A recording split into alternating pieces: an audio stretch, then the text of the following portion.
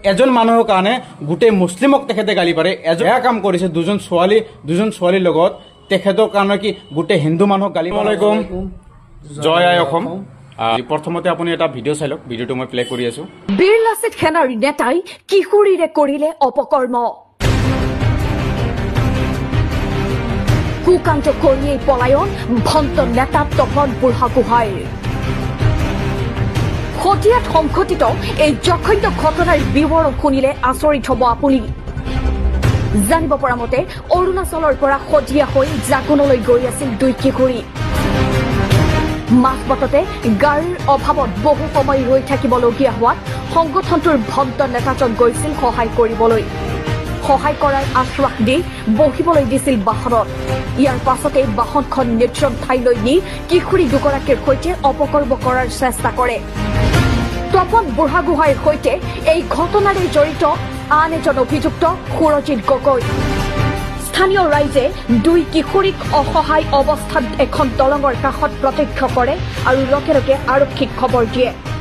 উক্ত ঘটনা সন্দৰ্ভত আৰক্ষীয়ে এজন অটো চালকক আটক কৰিছে। তো ভিডিঅ'টো আপোনালোকে চালে আৰু ভিডিঅ'টোত দেখা পালে কি টপিকত লৈ আজি ভিডিঅ'টো বনোৱা হ'ব আপোনালোকে ভালকে জানে।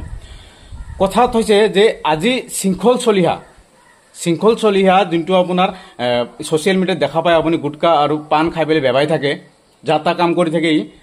কিন্তু মানুহজনক মই বিশেষকৈ পাৰ্চনেলি বেয়া নাপাওঁ, কাৰণ কিছু কাম কৰি আছে তেখেতে ভাল কৰি আছে। যোনবোৰ যেনে কামবোৰ ভালৰ মাজত এটা কাম মই ভাল পাইছোঁ, যোনটো বিদেশী খেদা। কাৰণ আমাক বিদেশী এই অসমত নালাগে, আমাক বিদেশী নালাগে।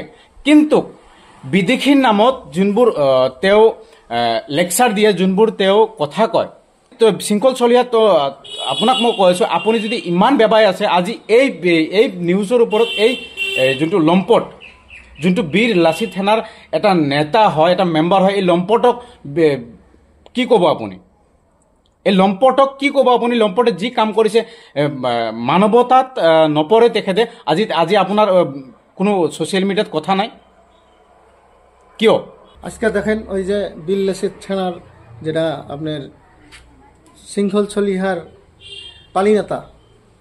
পালি নেতায় যেগুলা অকর্ম কাম করছে, যেটা আপনার নিউজে দেখলাম আমরা, ওই নিউজ উপলক্ষে দুই চারটা কথা বলতেছি।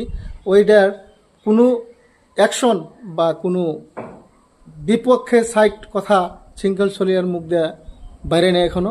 কেন্দ্রিকা শৃঙ্খল চলিহা কি বোবা না কানা দেখে নাই উনি।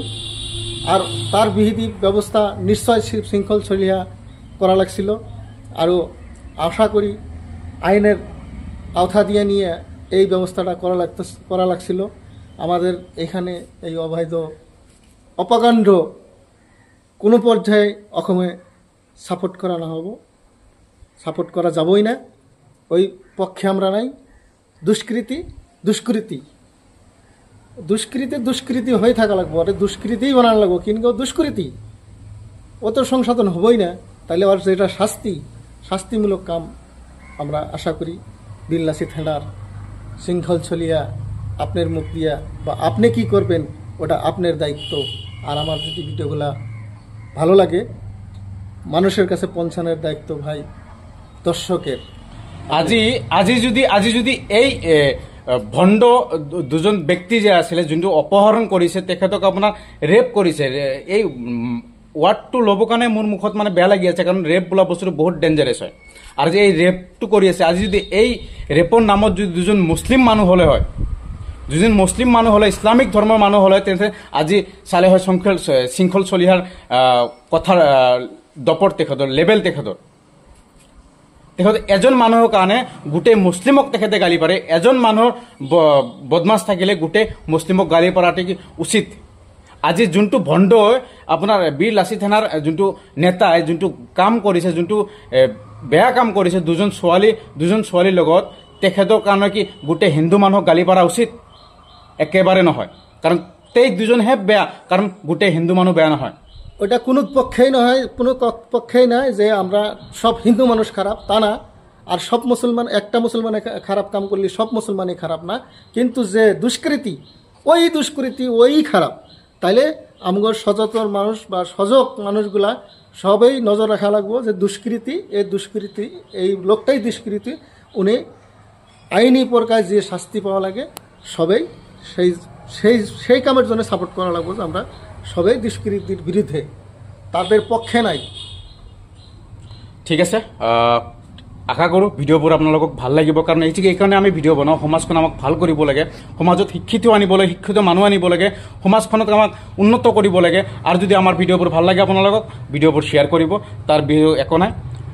বলক আৰু আন এটা ভিডিঅ'ত আপোনালোকক পুনৰ লগ পাম। জয় অসম।